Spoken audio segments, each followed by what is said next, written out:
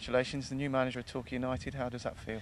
That feels excellent. You know what I mean? To be back as a league manager, to be down in the West Country at Torquay United, I couldn't be happier. Really excited. Woke up with a start this morning, ready to go, ready for action.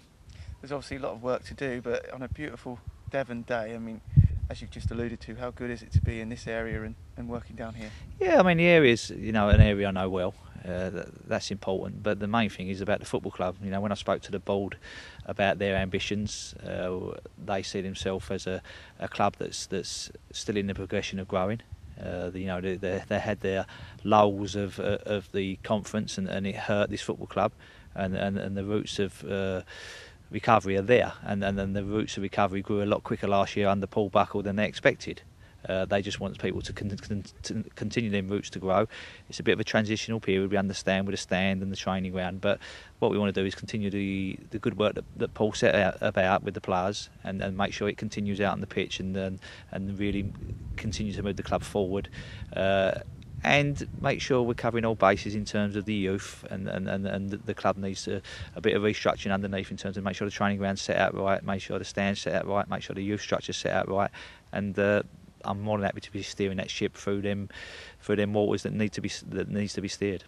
Obviously, the players come back at the beginning of July, and that's sort of bread and butter of your job, working with them. What sort of style of management would you say you'll bring to the table? My style of management is players will be given trust. They will be given trust, but if they abuse that trust, then you come down with an iron rod. The players, I think players nowadays need encouragement to go out and play, and they certainly will be given that. It's a very young squad, so there's going to be a little bit of arm around the shoulder and make sure that they're feeling comfortable. But putting an environment together to make sure the players can perform at their maximum, and that means that fitness levels to be as high as they possibly can be, recovery after games, make sure they know what their jobs are within the game, but given the freedom to go and express themselves, especially in the top half of the pitch. And I think players will enjoy working with me. It always is a more enjoyable place to work if you're winning games. But that's my style of management. It's give them trust, treat them as men, but make sure they know what they've got to do and how they've got to do it.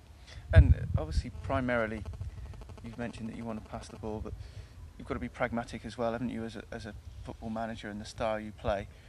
But going back to my first point, when people come here, they can expect to see good football. Yeah, my philosophy is pass with a purpose, and what I mean by that, if you've got an 80-yard or 70-yard cross-field ball or a channel ball, that is a pass with a purpose. But a pass, it's no good, ain't going to go across the back and keep the ball in our own half for 20 minutes and turn into Barcelona overnight. But pass with a purpose and express yourself in the top half of the pitch. I think they're two things that I always talk to my players, always remind them to do.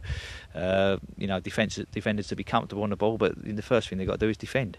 You know what I mean? It's basics, but it's got to be done. But we want people that are comfortable, able to pass the ball, and say pass with a purpose. And if you pass with a purpose, you win more games than you lose.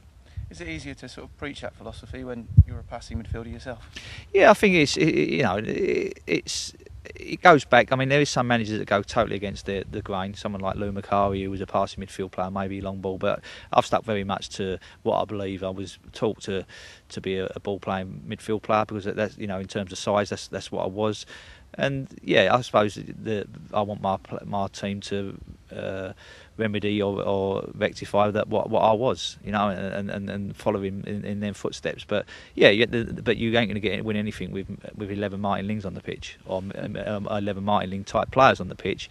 You need some solid, hard-working players, and I say hard-working, I was an hard-working midfielder, but solid players in and around them, and you need to build your team. But I do like players to express themselves, and especially in the right areas. Brilliant. Thank you, Martin. Okay.